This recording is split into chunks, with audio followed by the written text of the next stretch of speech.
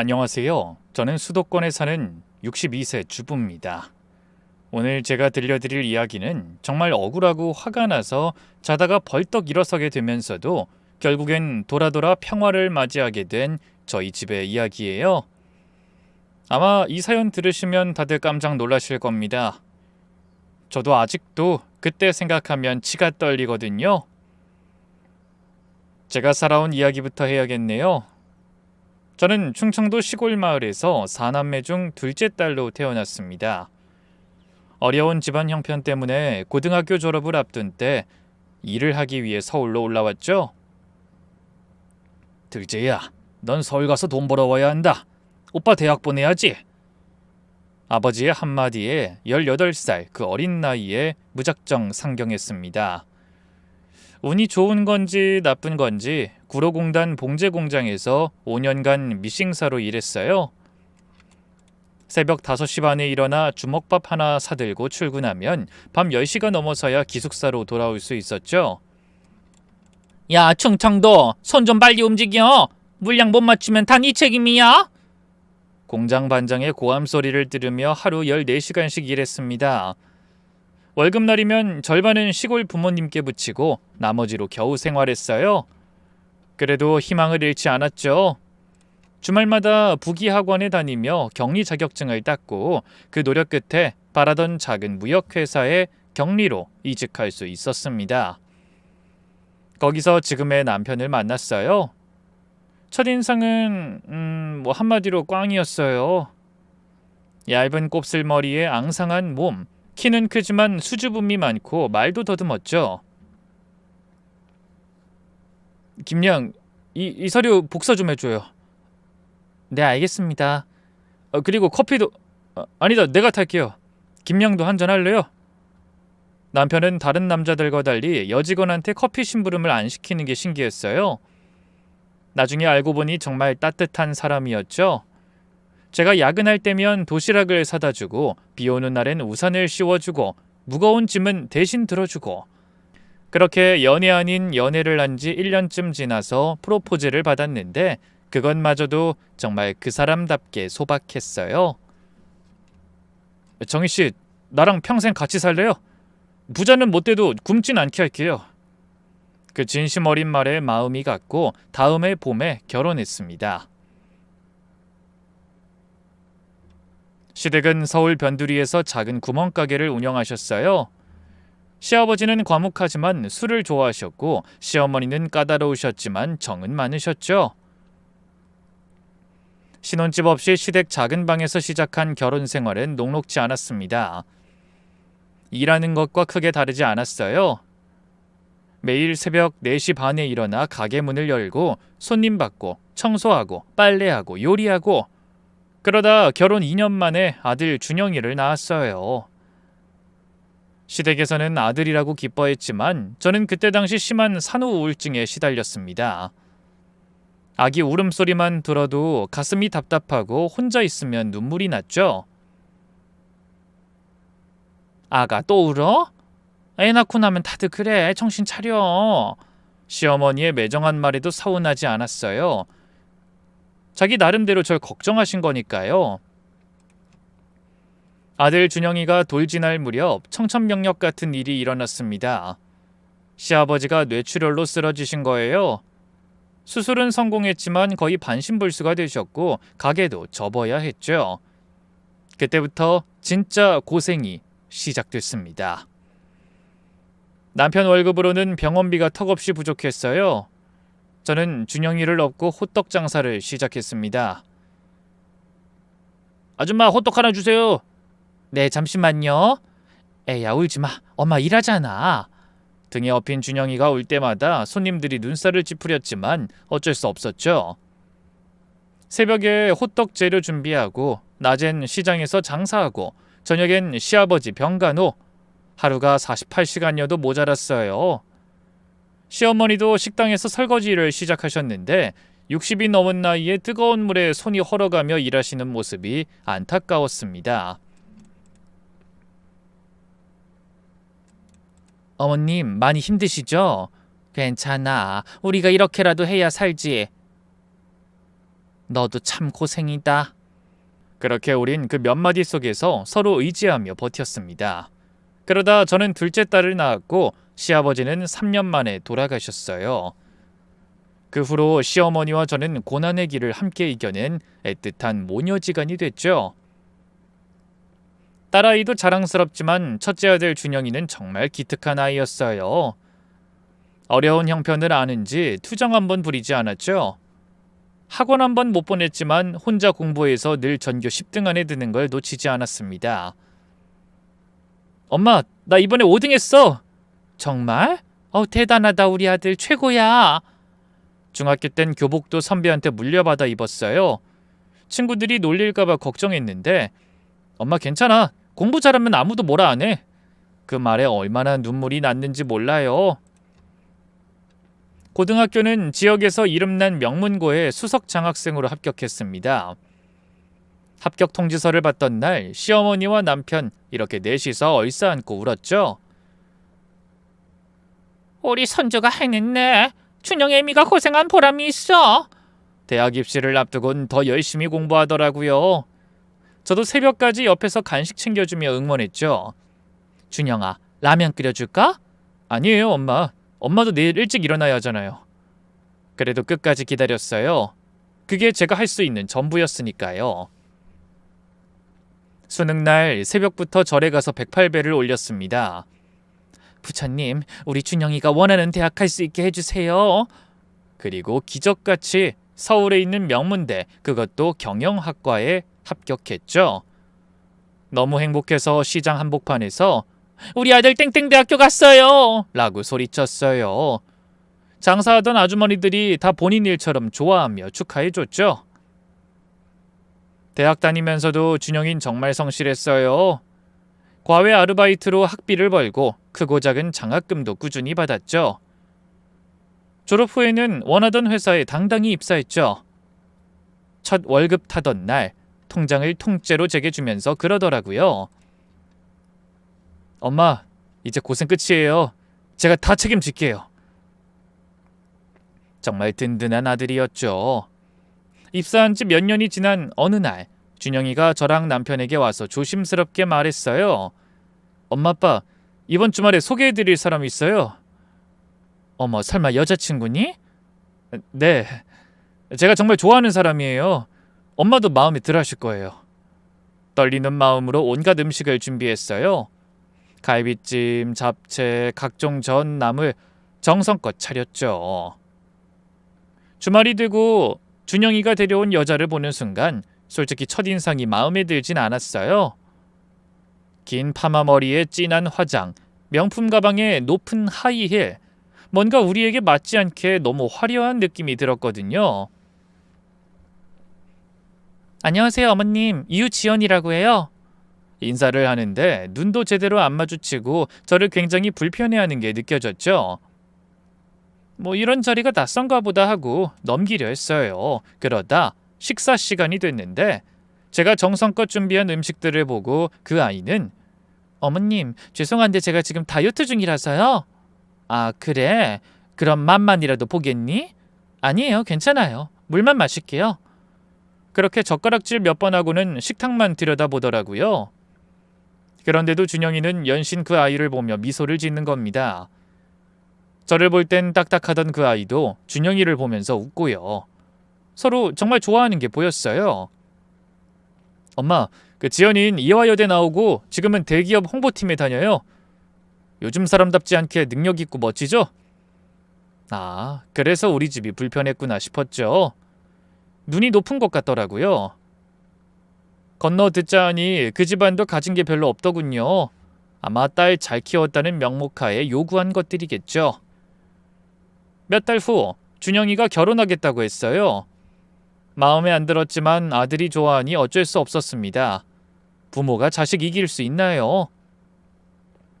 양가 상견례는 강남의 한정식집에서 했는데 지연이 부모님을 만나고 정말 충격받았어요. 지연이 어머님이 머리부터 발끝까지 명품으로 도배한 모습을 보니 기가 죽더라고요. 그런데 또 들어보니 저랑 같은 동네에 살고 있더라고요. 아이고, 저희랑 집이 가까우시네요. 사돈을 동네분으로 만날 줄이야. 저희는 사실 지연이 같은 아이는 더 좋은 환경으로 보낼 줄 알았거든요. 솔직히 아쉽긴 해요. 그게 지연이 어머니의 첫마디였습니다. 지연이 아버지도 계속해서 제 속을 긁었죠. 준영이가 좋은 기업에 다닌다지만 요즘 세상에 집 한 채 없이 어떻게 살아요? 최소한 서울에 30평 이상 집은 있어야죠. 우리 지연이 수준엔 그 정도는 돼야 하는데 준영이가 잘 챙겨줘야겠어요. 답답해서 정말 그 자리에서 일어나고 싶었지만 준영이가 이렇게 답하더군요. 어머니 아버지, 저희 열심히 살겠습니다. 전세부터 시작해서 차근차근 준비하겠습니다. 지연이 그 아이도 옆에서 연신 고개를 끄덕였어요. 평소답지 않게 적극적인 모습이었죠. 제가 반대한다고 한들 둘을 막을 수 없을 것 같았어요. 하지만 결혼 준비는 더 가관이더라고요. 예물은 최소 다이아 세트로 해주세요. 예단은 시댁에서 알아서 해주시고요. 혼수는 최소 1억은 드려야 살림이 되죠. 사돈의 요구는 끝이 없었습니다. 그간 모아둔 돈과 준영이가 모은 돈을 합쳐 분당에 있는 전셋집을 구하는 게 우리가 할 수 있는 전부였는데 말이에요. 전세요? 요즘 누가 전세를 시작해요? 당연히 매매죠. 그래도 준영이가 중간에서 영리하게 잘 조율해서 결혼식은 무사히 치를 수 있었어요. 하지만 결혼식 당일도 우리 딸이 고생길로 가네. 시집을 아쉽게 갔으니. 지연이 어머니가 하객들 앞에서 대놓고 한숨 쉬는 걸 들었을 때 정말 자존심이 상했어요. 그렇다고 그들이 해준 건 없는데 받기만 했으면서 어쩜 그리 말할 수 있는 건지 자식 가지고 장사한다는 말이 절로 생각나더군요. 지연이 그 아이도 결혼 초반엔 그래도 며느리로서 노력하는 것 같았어요. 명절에도 오고 가끔 안부 전화도 하고요. 하지만 6개월쯤 지나니 곧바로 본색이 나오기 시작했죠. 어머님, 저 요리를 잘 못해서요. 반찬 좀 부탁드려도 될까요? 그래, 내가 해줄게. 처음엔 일하느라 바쁜 며느리가 안쓰러워서 기꺼이 해줬어요. 매주 토요일마다 새벽부터 일어나 장을 봤죠.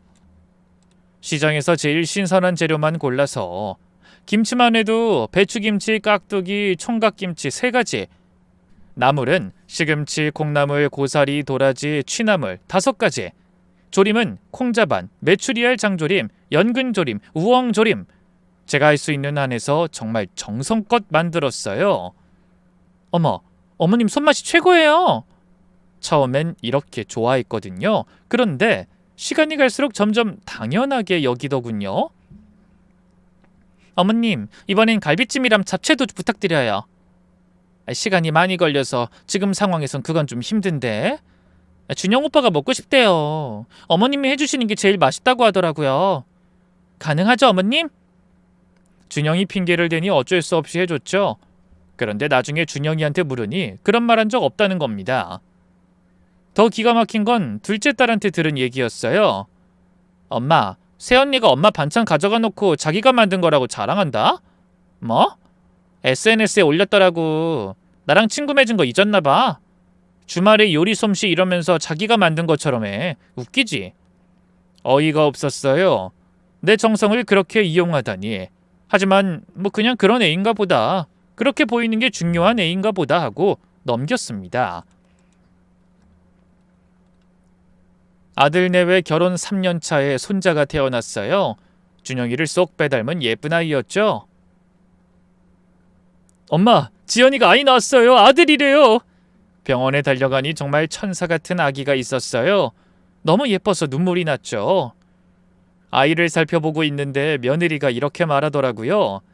어머님, 산후조리원에서 나오면 좀 도와주실 수 있으세요? 아이, 그럼 당연하지. 그래서 한 달간 며느리 집에서 살다시피 했습니다. 새벽부터 하루 일과가 시작해서 기저귀 갈기, 목욕시키기, 이유식 만들기, 집안일 등등. 어머님, 애가 또 울어요. 내가 볼게, 넌 쉬어. 그렇게 말하면 며느린 거절도 않고 홀랑 침대에 누워 핸드폰만 보더라고요. 친구들이랑 카톡하고 온라인 쇼핑하고. 어머니가 다 해주셔서 너무 편해요. 완전 호텔 산후조리 부럽지 않아요? 제가 옆에서 애를 보는데 웃으며 이렇게 말하더군요. 왠지 모르게 기분이 찜찜하긴 했습니다. 그러다 제가 폭발한 건 지연이 친정어머니가 왔을 때였어요. 사돈 수고가 많으시네요. 아니에요. 손주를 위한 일인데요, 뭐.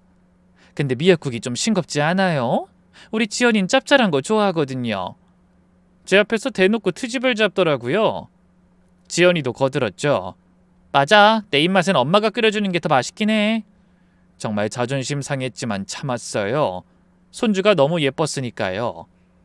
그런데 손주가 돌진하고부터는 더 심해지더라고요. 어머님, 하준이 좀 봐주세요. 중요한 약속이 있어서. 또? 이번 주만 벌써 4번째인데.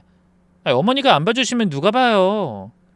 나중에 우연히 알게 됐는데 그 중요한 약속이 친구들과 스파를 가거나 백화점 쇼핑하거나 맛집 투어하는 그런 약속이더라고요. 약속, 물론 중요하죠. 근데 그게 저한테 일주일 내내 맡기면서까지 급한 일은 아니잖아요. 곧이어 둘째 손주가 태어났을 땐 아예 2달 동안 첫째 아이를 저희 집에 맡겼어요. 어머님, 저는 산후조리원에서 푹 쉬고 올게요. 우리 하준이 좀 잘 부탁드려요. 그러면서 집에 기저귀 분유만 잔뜩 사다 놓고 가버렸죠. 2달 동안 손주를 돌보며 식사, 목욕, 재우기, 놀아주기 다 제가 했어요. 가장 화났던 건 어린이날이었죠. 준영이는 일을 하러 나갔고 집에는 저랑 며느리, 손주들만 있었거든요. 첫째 아이가 눈치를 보더니 엄마랑 놀이공원 가고 싶어 라고 하는데 그 와중에 며느리가 할머니랑 가, 엄만 바빠 라고 하더라고요. 결국 제가 손주 둘을 데리고 유원지에 놀러 갔죠. 나중에 보니 그날 지연이는 친구들과 강남에서 술을 마시고 왔더라고요. 명절은 정말 더한 지옥이었어요. 도와주는 이가 없어 일주일 전부터 준비해도 모자랐거든요. 추석 때 일이에요. 송편 빚고 전 부치고 나물 무치고 갈비찜, 잡채, 산적 혼자 다 준비했어요. 며느리는 당일 아침 10시에 슬그머니 나타났죠. 어머님 늦어서 죄송해요. 하준이가 아침에 때를 써서. 눈에 뻔히 보이는 거짓말이었어요. 첫째 아이는 정말 순한 아이예요. 집에 도착하자마자 소파에 앉아서 TV만 보고 있는 아이인데. 지연아, 상 차리는 것 좀 도와줄래? 어머님 저 허리가 아파서. 애들 키우느라 디스크가 왔나 봐요. 그러면서 전날 시댁 다녀온 지 시누이한테는 이것 좀 도와주세요 라며 이것저것 시키더라고요. 차례 지내고 밥 먹을 때도 불평뿐이었어요. 어머님 전이 좀 느끼해요. 잡채는 너무 달아요. 갈비찜은 간이 싱거워요. 그 말 한마디 한마디가 가슴에 비수처럼 꽂혔어요. 일주일 동안 잠도 제대로 못 자고 준비한 음식인데 속으로 네가 해봐라 얼마나 잘하나 싶었지만 꾹 참았죠. 그러고는 점심 먹자마자 그릇 하나 안 치워주고 어머님 저희 가볼게요. 친정에도 가야 해서 라며 가버렸죠. 설날엔 아예 늦게 와서 세배만 하고 갔어요. 세뱃돈은 꼬박꼬박 챙기면서요. 가장 충격적인 건 시어머니 기일이었습니다. 시어머니는 첫 손주 하준이 돌잔치 보고 나서 돌아가셨어요. 전 아들 내외에게 2주 전에 미리 연락해서 말했어요. 다음 주에 할머니 기일이야. 꼭 와야 해. 네 어머니 알겠어요. 그런데 기일 전날 밤 10시에 전화가 왔더라고요. 어머님 죄송한데 못 갈 것 같아요. 하준이 영어학원 특강이 있대요. 그거 하루 좀 빠지면 어떠니? 내가 미리 말한 할머니 제사인데. 어머님 요즘 애들 교육이 얼마나 중요한데요. 할머니도 이해하실 거예요. 그 말에 정말 가슴이 무너졌어요. 시어머니가 준영이를 얼마나 아꼈는데 손주들 보러 직접 오가시고 돌잔치 때 금반지도 해주셨는데 그 기억이 나서 한 번 더 말했어요. 지연아 그래도 이건 아니지 않니? 1년에 한 번뿐인 기일인데. 어머님 전 누가 뭐래도 하준이 교육이 우선이에요. 그리고 솔직히 제사 같은 거 요즘 누가 해요. 구시대적이잖아요. 구시대적이라니. 그땐 정말 화가 머리 끝까지 났어요. 너 정말 그렇게 생각하니? 네, 살아있는 사람이 더 중요하니까요. 전화 끊고 나서 남편한테 하소연했더니 남편도 한숨만 쉬더라고요. 요즘 젊은 사람들은 다 그런가 봐. 아이, 그래도 이건 너무하잖아. 나중에 둘째 딸아이한테 전해 들으니 그날도 며느린 사실 친구들과 근처로 여행을 갔더라고요. SNS에 힐링 타임이라고 사진을 올렸는데 그 와중에 며느리 친구가 모든 가족 행사를 거부하는 이 시대의 자유부인이라고 조롱하듯 댓글을 달았다는 겁니다. 글쎄 며느리도 킥킥킥 들켰네라고 답했대요. 정말 그땐 참을 수가 없었어요.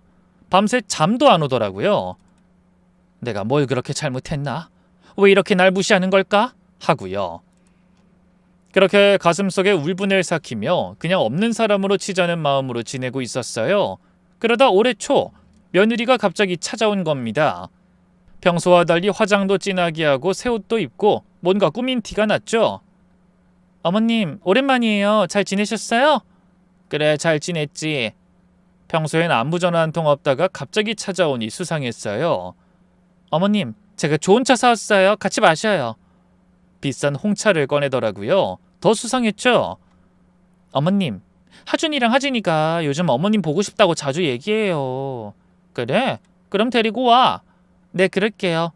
어머님이 우리 아이들 정말 예뻐해 주시잖아요. 빙빙 돌리는 게 뻔히 보였어요. 한참을 이런저런 얘기하다가 어머님, 사실 드릴 말씀이 있어서 왔어요. 뭔데? 저희가 이번에 아파트 옮기려고 하는데요. 아, 역시나 돈 얘기구나 싶었죠. 서울 받은 곳에 괜찮은 아파트가 나왔어요.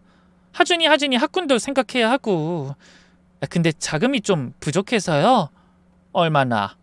1억 정도만 빌려주실 수 있을까요? 준영 오빠 월급도 좋으니까 금방 갚을 수 있을 거예요. 제가 남편과 지금껏 모아둔 돈이 2억 정도 됩니다. 하지만 그건 노후 자금이거든요. 병원비며 생활비며 만약을 대비한 돈인데 그렇게 큰 돈은 없다. 그러자 며느리 표정이 살짝 굳더니 어머님, 제가 알기로는 있으신 걸로 아는데요. 뭐? 준영 오빠가 그러던데 어머님이 돈을 꽤 모아 놓으셨다고 하던데요. 준영이가 그런 얘기를 쓸 리 없는데 거짓말까지 하는 게 분명했어요. 그리고 어머님, 준영 오빠가 장남의 하나뿐인 아들이잖아요. 당연히 도와주셔야 하는 거 아니에요? 당연히? 그 말에 정말 기가 막히더라고요. 며느리가 시어머니한테 돈 요구하는 게 너한텐 당연한 거니? 아니, 그게 아니라 가족이니까요. 가족? 시할머니 기일도 안 오는 사람이 가족 운운해? 제가 이렇게 말하니까 당황하더라고요. 그건 정말 피치 못할 사정이. 됐어. 돈 같은 거 없으니 돌아가라. 그러자 태도가 180도 바뀌었어요. 어머님, 사실 요즘 저희 형편이 많이 어려워요. 애들 아빠 외벌이로는 이사는 꿈도 못 꾼다고요. 그러지 마시고 다시 생각해 보세요. 이 집도 두 분이서 사시기엔 너무 크잖아요. 그러면서 집을 둘러보더니 이 집 팔면 그래도 땅이 좋아서 5억은 나올 텐데 작은 집으로 옮기시면 차익이 3억은 남을 거예요. 그 돈으로 저희 도와주시고 나머지로 생활하시면 어때요? 서로 좋은 거잖아요. 내 집까지 팔라고 하다니요. 40년 동안 살아온 집을, 시어머니와의 추억이 깃든 이 집을. 그리고 어머님 나이도 있으신데 이렇게 큰 집 관리하기 힘드시잖아요. 저희가 가까운데 작은 아파트 알아봐 드릴게요. 정말 가관이었어요. 내 집 팔아서 너희 주고 난 구석에 처박히라는 거잖아요. 어머님, 저희가 나중에 모실 테니까 너무 걱정 마시고요. 그래? 근데 난 도무지 믿기지가 않네. 네 평소 행실 봐서는 나를 내칠지언정 모시진 않을 것 같은데 말이다. 제가 이렇게 쏘아붙이니까 어머님, 대체 왜 이러세요? 준영 오빠 생각도 하셔야죠. 준영이 생각해서 더 안 되는 거야. 너 같은 애한테 기대 살라고? 어머님, 나가! 당장 나가! 처음으로 소리를 질렀어요. 지연이가 놀란 표정으로 일어서더니 어머님, 후회하실 거예요. 준영 오빠한테 다 말할 거예요. 그래, 말해. 네가 어떤 사람인지 다 말해봐. 쾅 하고 문 닫고 나가는 소리가 온 집안에 울렸어요. 그날 밤 남편한테 모든 걸 털어놨죠. 여보, 나 정말 힘들어. 더는 못 참겠어. 남편은 제 손을 꼭 잡으며 당신이 너무 스트레스 받는 것 같아서 나도 걱정돼. 며칠이라도 여행 다녀올까? 여행? 그래, 제주도라도 다녀오자. 당신 제주도 한 번도 못 가봤잖아.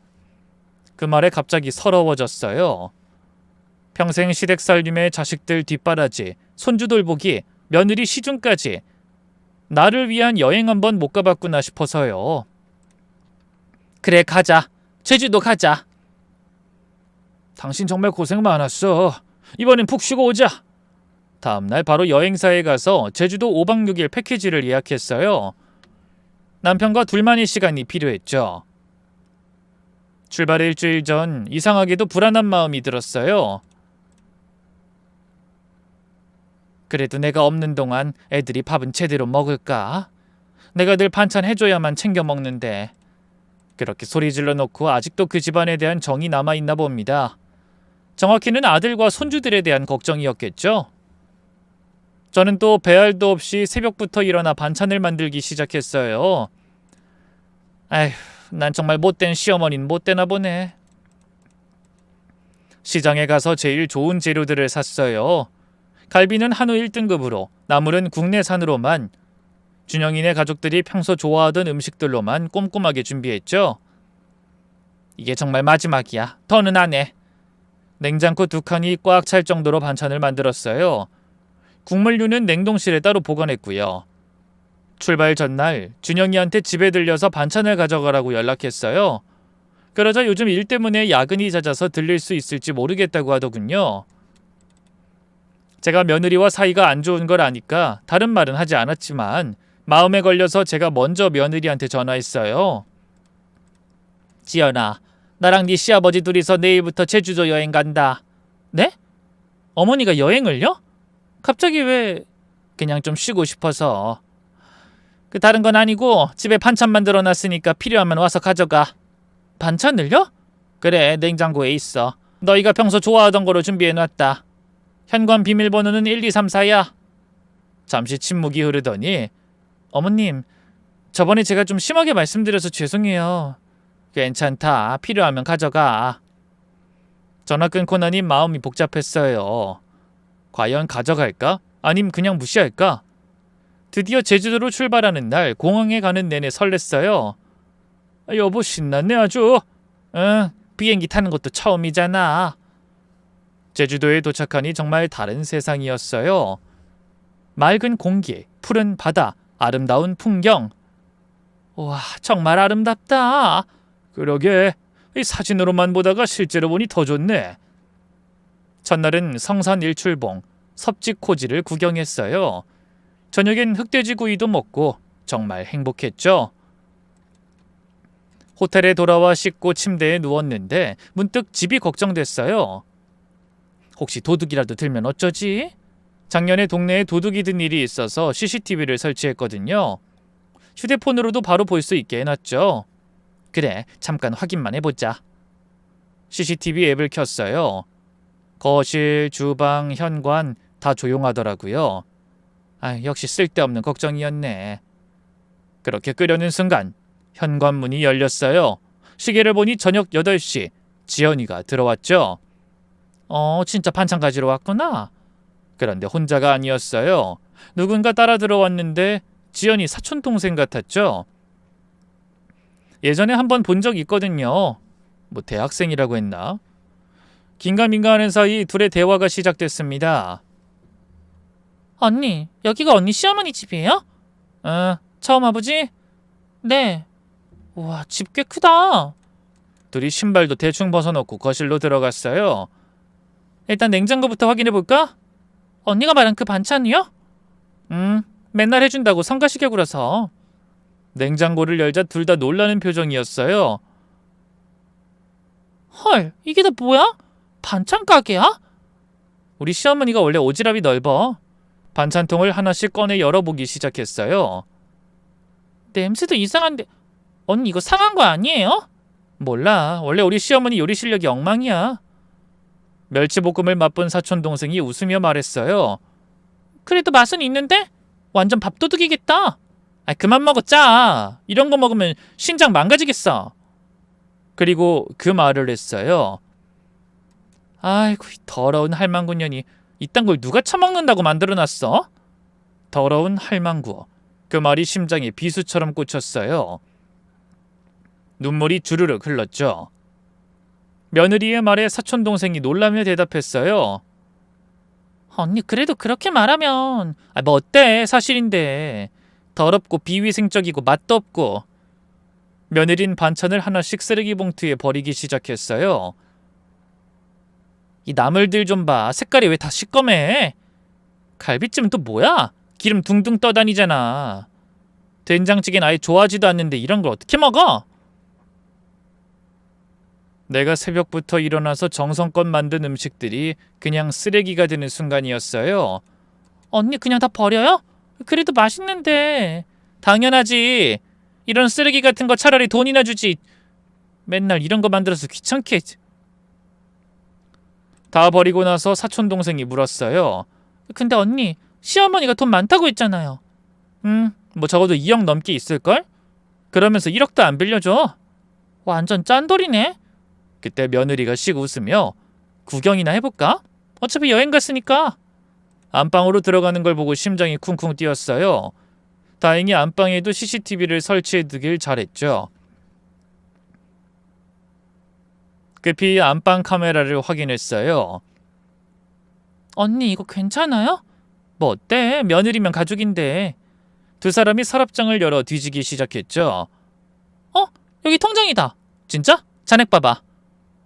헐, 2억 2천이나 있네? 봐, 내가 뭘 했어. 돈 많으면서 안 도와준다니까. 제 보석함도 열어봤어요. 큰 팔찌도 있고 금목걸이도 있네. 이거 어차피 다 나중에 내 거야. 맏며느리니까. 사촌동생이 팔찌를 들어 보이며 무겁다. 비싸겠는데? 당연하지. 우리 시어머니가 금 좋아해. 나중에 옷장까지 뒤지더군요. 옷들 좀 봐. 완전 할머니 스타일. 촌스럽지? 맨날 이런 거 입고 다녀. 화장대 서랍도 열어보고 화장품도 다 싸구려네. 그러니까 피부가 그 모양이지. 정말 그땐 화가 나는 것보다 서러웠어요. 내가 마음 다해서 아꼈던 며느리가 날 이렇게 생각하고 있었구나. 내 생각보다 더 최악이었구나 싶어서요. 마지막으로 둘이 거실에서 나눈 대화가 가장 잊히질 않아요. 언니, 근데 시어머니 진짜 싫어요? 당연하지. 맨날 간섭하고 훈계하고 반찬 먹으라고 강요하고. 그래도 시어머니가 해주시는 건데 처음엔 언니가 해달라고 한 거 아니에요? 처음이나 그랬지. 다 자기 만족이야. 난 이제 그런 거 필요 없는데 계속 주니까 부담스러워. 나중에 어떻게 할 거예요? 뭐 어떻게 하긴 돈만 빼내고 요양원 보내야지. 언니도 참 독하다. 세상이 원래 그래. 눈치 없고 말 안 듣는 시어머니는 그렇게 되는 거야. CCTV를 끄고 한참을 울었어요. 남편 옆에 누워있을 수가 없어 화장실에 들어가 엉엉 울었죠. 내가 뭘 그렇게 잘못했을까? 어떻게 날 더러운 할망구라고 부르지? 그날 밤은 한숨도 못 잤어요. 계속 그 말이 귓가에 맴돌았죠. 다음날 아침 남편이 물었어요.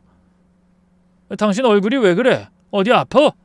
아니야, 그냥 잠을 잘 못 잤어. 더는 숨길 수 없을 것 같아 화장실에서 CCTV 영상을 다시 봤어요.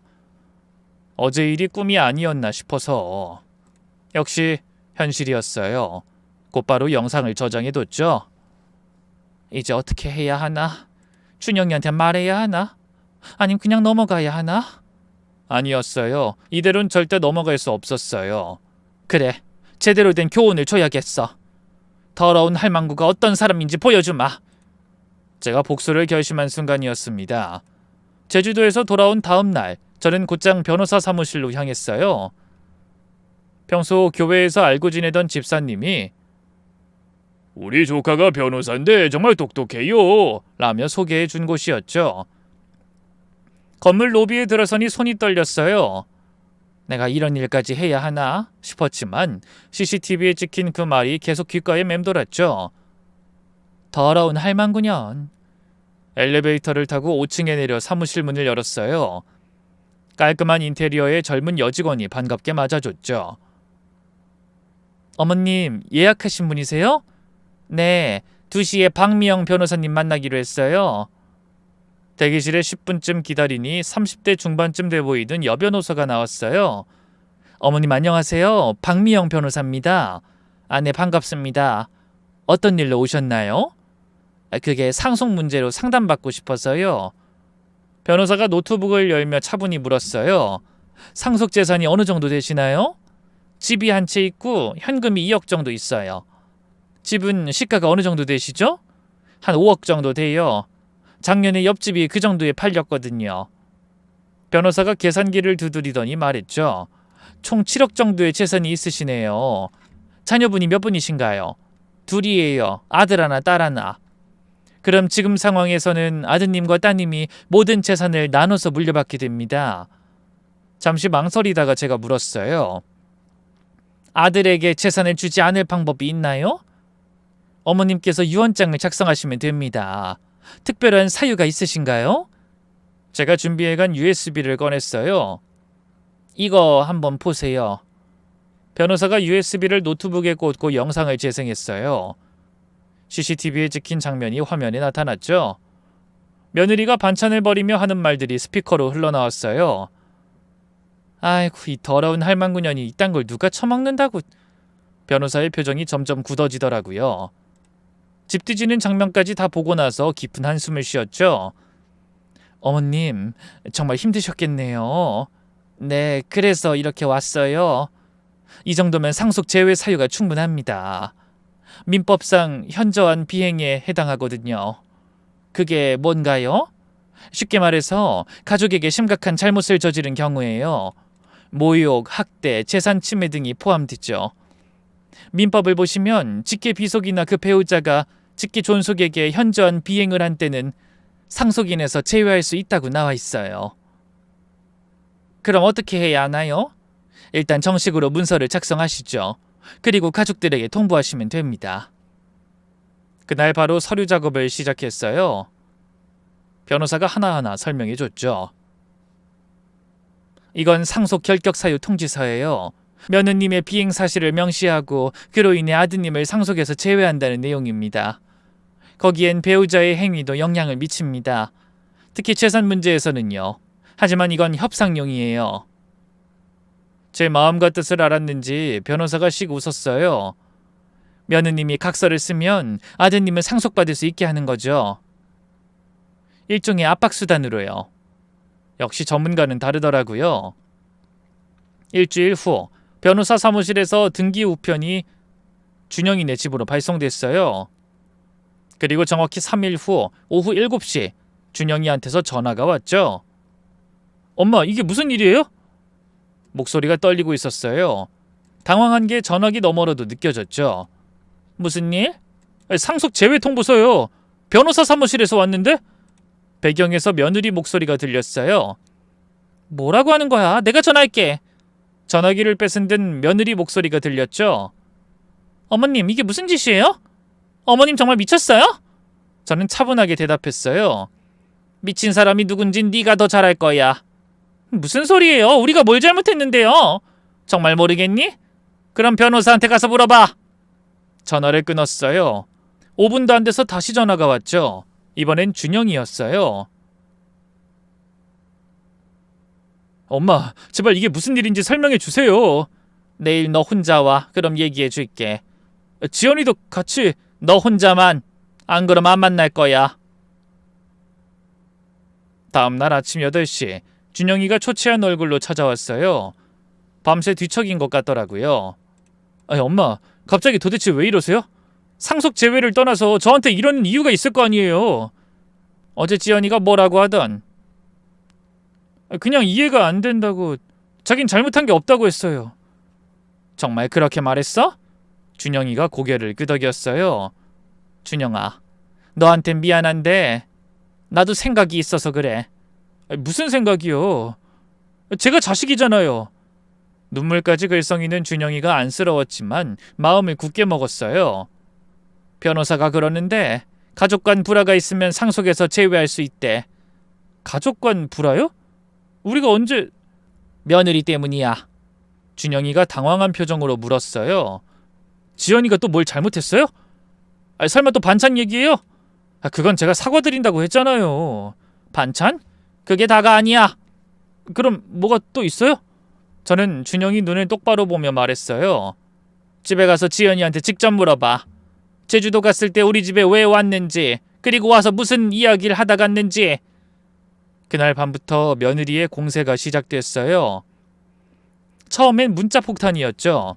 첫날만 78통이 왔더라고요. 어머님, 제가 뭘 잘못했는지 말씀해 주세요. 정말 죄송해요. 용서해 주세요. 한 번만 만나주세요. 제발요. 아이들도 할머니 보고 싶어해요. 준영 오빠가 회사에서도 집에서도 힘들어해요. 이러시면 저희 가정이 깨져요. 점점 문자 내용이 과격해졌어요.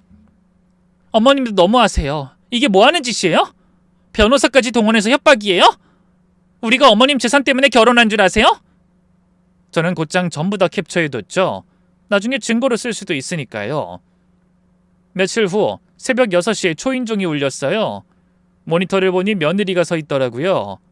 어머님, 제발 문 좀 열어주세요. 무시하고 있으니 문을 거세게 두드리기 시작했어요. 어머님, 제가 잘못했어요. 문 좀 열어주세요. 소리가 점점 커져서 동네 사람들이 나오기 시작했죠. 그 와중에 옆집 김씨 아주머니가 나와 며느리에게 물었나 봐요. 아니, 무슨 일이에요? 아침부터 왜 이렇게 시끄러워요?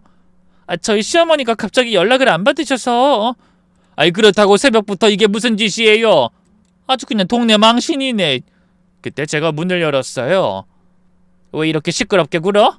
어머님, 드디어 문을 여셨네요. 아니, 그건 그렇고 우선 제가 정말 잘못했어요. 네?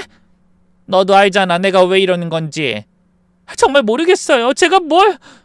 그때 제가 단호하게 말했어요. 제주도 갔을 때 우리 집 왔었지? 네? 그때 반찬 가지러... 그 반찬 어디로 갔니? 쓰레기통에 있는 건 아니고? 며느리 얼굴이 하얗게 질렸어요. 눈동자가 흔들리며 말을 더듬었죠.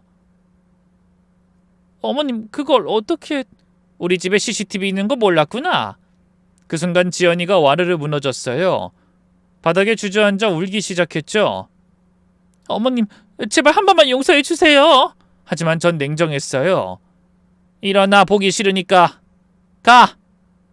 어머님, 제발 준영 오빠 생각해서라도. 준영이 생각했으면 처음부터 그런 짓 안 했겠지. 나가! 지연이가 울면서 나간 후 저는 평소처럼 시장에 갔어요. 단골 야채 가게에 들어가니 옆집 아주머니가 걱정스러운 표정으로 물었죠. 어머, 아침부터 무슨 일 있었어요? 아까 동네가 떠들썩하던데. 아이고, 며느리가 좀 그래서요.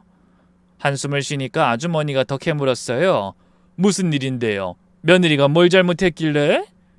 저는 일부러 말을 아꼈어요. 아이고, 말도 마세요. 너무 말도 안 되고 서운한 일이 있어서 변호사한테까지 갔어요. 어머, 변호사까지? 대체 뭘 했길래? 옆 가게 주인도 관심을 보였죠. 그래요? 그 착하다던 며느리가? 착한 척한 거죠. 사실은 제가 여행 간 사이에 일부러 말을 흐렸어요. 사람들의 궁금증을 자극하는 거죠. 여행 간 사이에 뭘 했는데요? 집에 와서 제가 정성껏 만든 반찬 다 버리고. 다들 경악했어요. 뭐라고요? 반찬을 버렸다고? 어떻게 그런 짓을... 그것뿐이에요. 제 물건까지 다 뒤지고 통장에 얼마 있나 확인하고. 어머나 어머나, 도둑이네, 도둑. 무슨 그런 며느리가 다 있어요. 소문은 빠르게 퍼졌어요. 미용실에 갔더니 원장님이 물었죠. 어머님, 들었어요? 며느리가 집을 뒤졌다면서요? 누가 그런 얘기를... 온 동네가 다 알아요. 변호사까지 갔다면서요? 병원 대기실에서도 마트에서도 어디서든 제 얘기가 나왔어요. 그 양반 참 불쌍해. 며느리가 그런 짓을... 요즘 젊은 것들이 버릇이 없어서 시어머니 재산이나 노리고. 그 며느리 부모가 우리 동네 사람이라며 어디였더라, 그 이름이... 소문이 같은 동네 살던 며느리 친정에까지 전해진 모양이에요.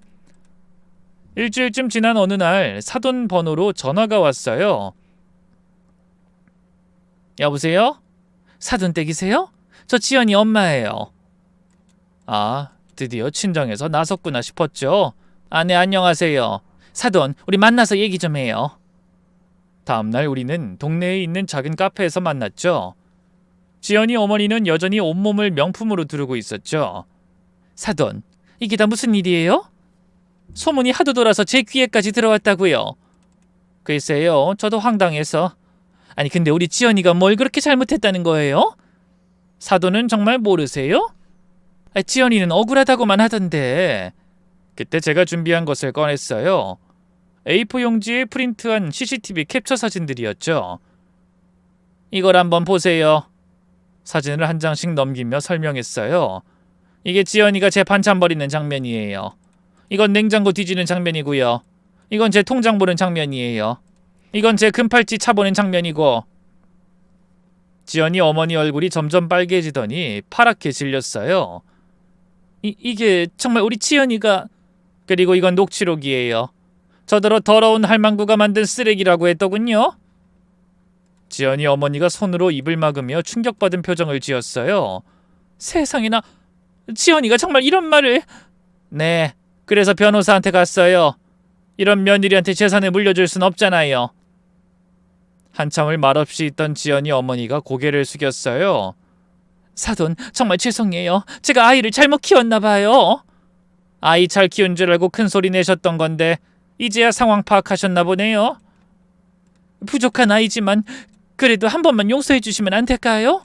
제가 대신 사과할게요. 지연이는 아이들 엄마잖아요. 저는 단호하게 고개를 저었어요.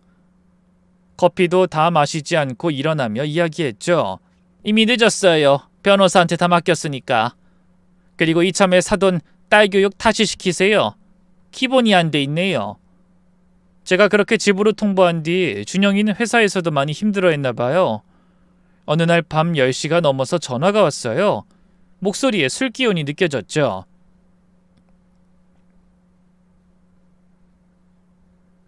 엄마, 저 정말 힘들어요. 술 마셨니? 네, 동료들이랑. 엄마, 저 어떻게 해야 해요? 준영이가 훌쩍였어요. 아들이 우는 소리를 들으니 마음이 찢어졌죠. 뭐가 그렇게 힘들어?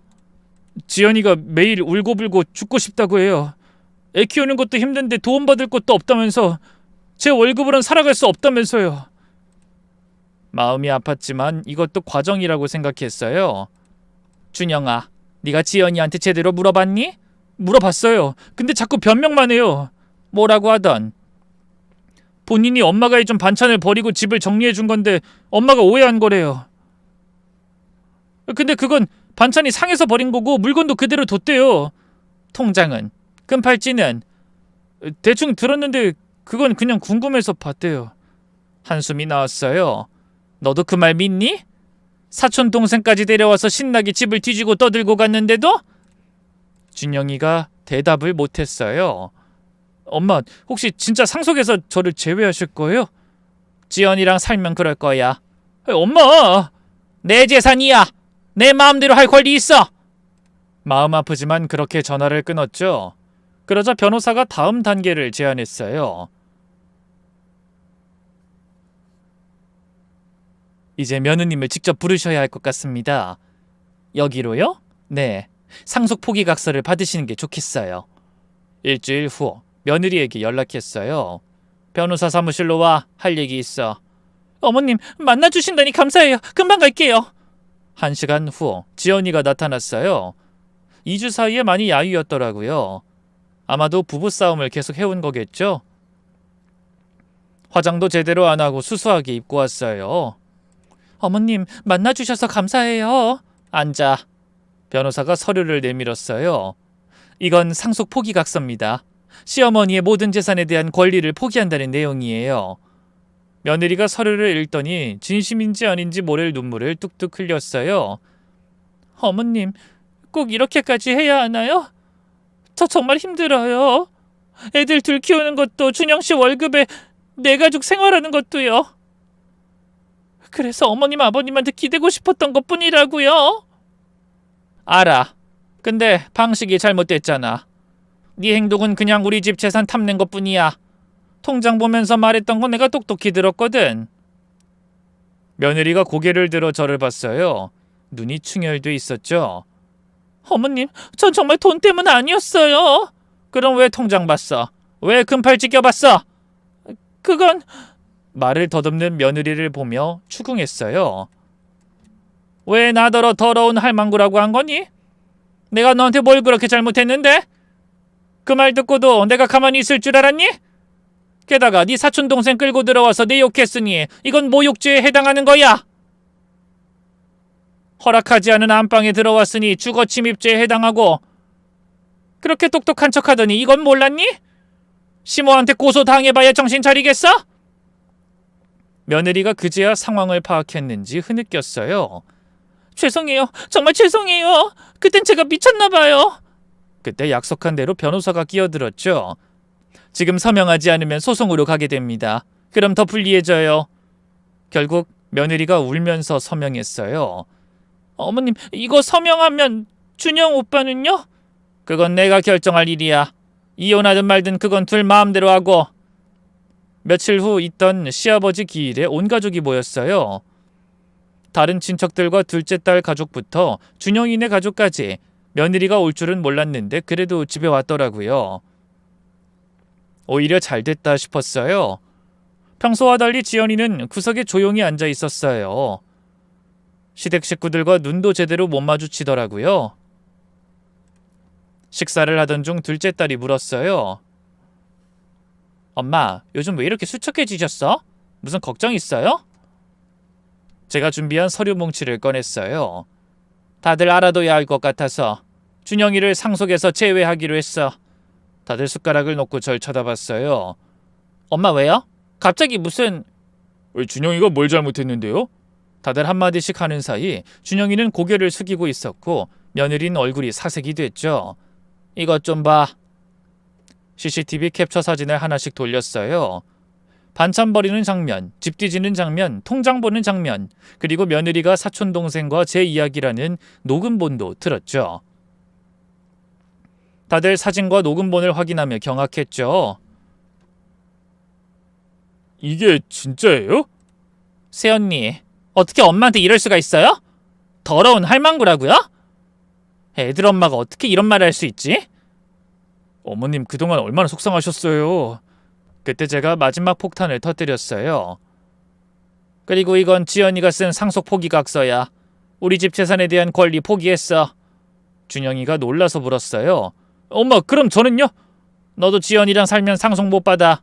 이혼하면 다시 생각해볼게. 식탁이 얼어붙었어요. 며느리가 울면서 자리에서 일어났죠. 죄송합니다. 그리곤 집을 나가버렸죠. 그날 이후 준영이네 집은 전쟁터가 됐어요. 일주일 후 준영이가 찾아왔습니다. 눈 밑에 다크서클이 짙었죠. 엄마, 지연이가 이혼하자고 해요. 그래? 네. 자기 때문에 제가 상속도 못 받고 아이들한테도 도움이 안 될 것 같아 미안하대요. 정말로 지연이가 먼저 이혼을 요구한 거였어요. 자긴 이미 각서도 썼고 시댁에서 인정도 못 받으니 차라리 깨끗이 헤어지자고 해요. 준영이가 눈물을 글썽였어요. 엄마, 저 어떻게 해야 해요? 너도 정말 이혼하고 싶니? 준영이가 한참을 망설이다가 말했어요. 사실 저도 많이 생각했어요. 엄마한테 그런 짓을 한 사람이랑 평생 살 자신이 없어요. 그럼 애들은? 하준이랑 하진이는? 그게 제일 걱정이에요. 준영이가 흐느꼈어요. 아들이 우는 모습을 보니 마음이 아팠죠. 그때 문득 생각이 들었어요. 그래, 나한테 모진 며느리여도 아들에겐 아내가 필요하고 애들에겐 엄마가 필요해. 서툴고 부족하더라도 엄만 엄마잖아. 만약 이 아이들이 엄마 없이 크면... 준영아, 잠깐만 기다려봐. 네? 저는 며느리에게 전화를 걸어 곧장 집으로 오라고 했습니다. 30분 후 며느리가 도착했어요. 많이 야위고 초췌한 모습이었죠. 어머님 부르셨어요. 저는 둘을 앉혀놓고 말했어요. 둘이 정말 이혼할 거야? 준영이와 지연이가 서로를 보다 고개를 끄덕였어요. 내가 생각을 다시 해봤는데 조건이 있다. 들을 수 있겠니? 둘 다 놀란 표정으로 저를 봤죠. 엄마, 어머님, 네, 뭐든지 할게요. 지연이가 급하게 고개를 끄덕였어요. 첫째, 매주 토요일마다 와서 집안일 도와. 청소, 빨래, 요리 앞으로 1년간. 네, 할게요. 둘째, 일요일마다 온 가족이 함께 식사해. 절대 빠지면 안 돼. 알겠어요. 셋째, 더 이상 SNS에 쓸데없는 얘기 올리지 말고 삭제해. 내가 매일 확인할 거야. 네, 당연히. 넷째, 그리고 제일 중요한 거. 둘이 긴장한 표정으로 기다렸어요. 나를 가족으로서 또 심으로서 존중하지 않는 표현할 때 그땐 진짜 끝이야. 알았지? 지연이가 와르르 무너져 울었어요. 어머님 정말 죄송해요. 그때 제가 정말 미쳤었어요. 울지 마. 눈물로 해결되는 게 아니야. 준영이도 놀란 표정이었어요. 엄마, 정말이에요? 다시 기회를 주신다고요? 그래. 하지만 이번이 마지막이야. 한 번 더 실망시키면. 지연이가 바닥에 무릎 꿇고 절을 했어요. 어머님 정말 감사합니다. 다시는 실망시키지 않을게요. 그리고 하나 더. 상속 포기각서는 유효해. 나중에 잘하는 거 보고 없던 일로 할지 결정할 거야. 네, 알겠어요. 그것까지 바라진 않아요. 준영이가 지연이 손을 잡았어요. 우리 정말 다시 시작할 수 있을까? 오빠, 내가 정말 잘할게. 어머님한테도 오빠한테도 애들한테도. 그날부터 며느린 조금씩 달라졌어요. 매주 토요일 아침 7시에 와서 집안일을 했죠. 처음엔 서툴렀지만 점점 나아졌어요. 어머님, 오늘은 창문 청소까지 다 했어요. 그래, 수고했어. 일요일 가족 식사도 빠지지 않았어요. 지연이가 요리도 배워와서 한 가지씩 만들어 왔죠. 어머님, 이거 제가 만든 잡채예요. 드셔보세요. 전부 다 많이 나아졌네. 3개월쯤 지났을 때 시장에서 만난 아주머니가 말했어요. 아이, 어머님, 요즘 며느리가 많이 달라졌다면서요? 그래요, 이제야 정신 차린 것 같아요. 6개월이 지난 어느 날 며느리가 편지를 들고 왔어요. 어머님, 이거 읽어주세요. 편지를 열어보니 빼곡하게 반성문이 적혀 있었어요. 어머님, 지난 6개월 동안 정말 많이 배웠습니다. 어머님이 40년간 해오신 일을 조금이나마 해보니 얼마나 힘드셨을지 정말 죄송하고 감사합니다. 마음이 좀 누그러지긴 했어요. 정말 반성한 것 같았거든요. 하지만 조금 더 지켜보려고 해요. 이 사람이 쉽게 바뀐다고 생각하진 않아요. 사람이 바뀌는 건 남이 아닌 자기 자신 안에서 진정으로 원해야만 가능한 일이라고 생각하거든요. 우리는 그 위태로운 경계를 둔 채 조금씩 예전 모습을 되찾고 있습니다. 손주들도 예전처럼 집으로 놀러와 함께 지내고 준영이와 며느리도 함께 밥을 먹으며 이야기를 나눴죠. 물론 언제까지 갈진 모르겠지만요. 이 일을 겪으면서 배운 게 있어요. 가족이 함께하기 위해 가장 중요한 건 무엇보다 서로를 존중하는 것이라는 걸요. 그리고 가장 중요한 건 못된 며느리가 되지 말자는 것이죠. 어차피 다 가족이고 평생 함께할 사람들인데 뭐하러 어리석게 선을 긋고 거리를 두고 욕보이며 사는 걸까요? 저는 정말 바보 같은 일이라고 생각해요.